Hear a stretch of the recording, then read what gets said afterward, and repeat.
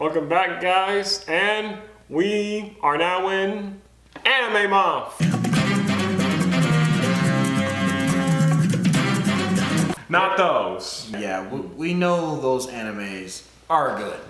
Not judging them at all. But the thing is, everyone has already talked about them. We're gonna view the ones that are kind of hidden. Like, some people know them, but these are more... This is more caught into the younger audiences. Yes, the younger audiences. Although, if you see the subversions, not all the content is for younger audience. Yes, but the merchandise is. Our first show we're looking at is Digimon. Digimon, digital monsters, Digimon are the champions. Digimon, digital monsters, Digimon are the champions. Okay, the plot is a boy named Ty narrates his life at summer camp, and also he introduces us to his friends. Okay, I know they have names, but you can pretty much just call them this. Tomboy, Check. brooding teenager, Check.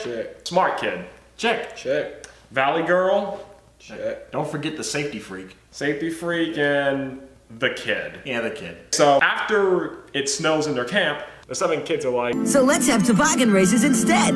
why is there toboggans at a summer camp? Far too complex for you to understand.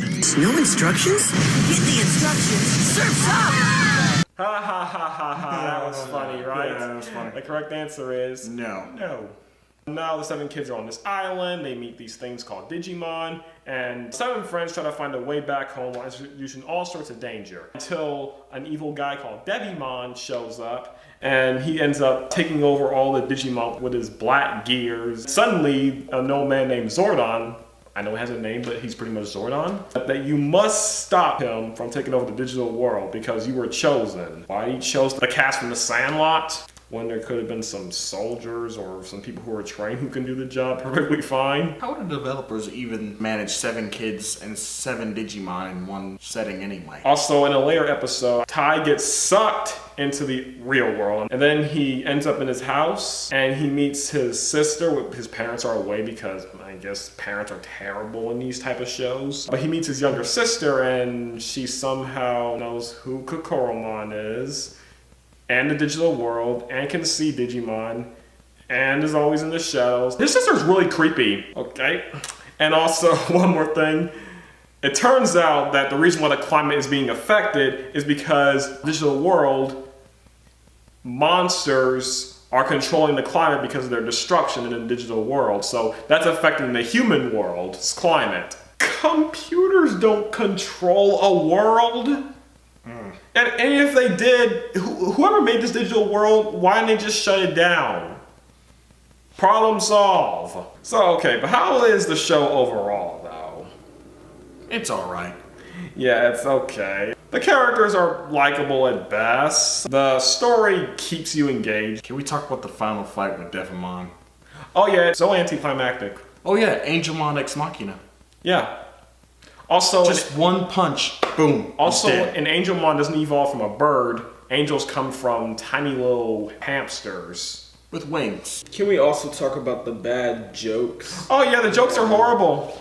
But I'll defend that a little bit because the jokes are horrible and all, but it's sort of like you're talking to a friend or like a group of friends and they say bad jokes. But like you're saying, like, okay, like you're telling that bad joke, like it's fun. Like it's like you're hanging out with normal kids. It's like watching The Sandlot because they kind of tell bad jokes too, but you're saying like, oh yeah, these are just normal kids. If these adults are telling these jokes, it would be kind of awkward. Yeah, it would. Also, I think we should talk about the other seasons. Armor Evolve. I do not like armor evolving at all. The reason why is because call them certain stuff like the Flame of Courage or the Bolt of Friendship, and also the Digimon's armor evolves just look stupid. Yeah, what about Tamers? Okay, Tamers is that I didn't see the ending to this, but I heard that it was like one of the most adult endings ever, like it went very dark. When you watch it, you have no idea where it's gonna go. Yeah, you're like, when are they gonna team up? When something's gonna happen? Or They don't team up until like the 15th episode. yeah, They just meet. and fight. And I'm guessing people already accepted Digimon in that world now. Yeah. Despite the fact that it's destroying their cities. I think about it, they should really be tested. Now, Frontier is... Much better. It's much better in the idea because they actually turned into Digimon. Which gives the humans more of a purpose of being there. Yeah, and instead of just saying, oh yeah, we have to do this because we have to just press the button. Yeah, that's Yeah. lame.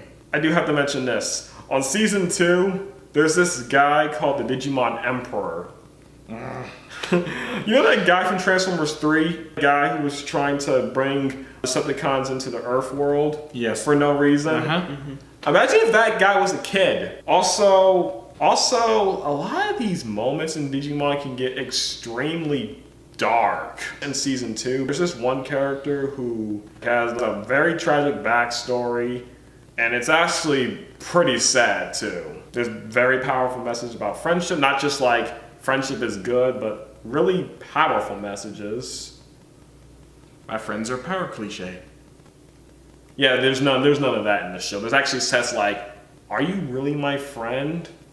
They kind of do that, like who's your friends and who's not, like, yeah. Everything's covered?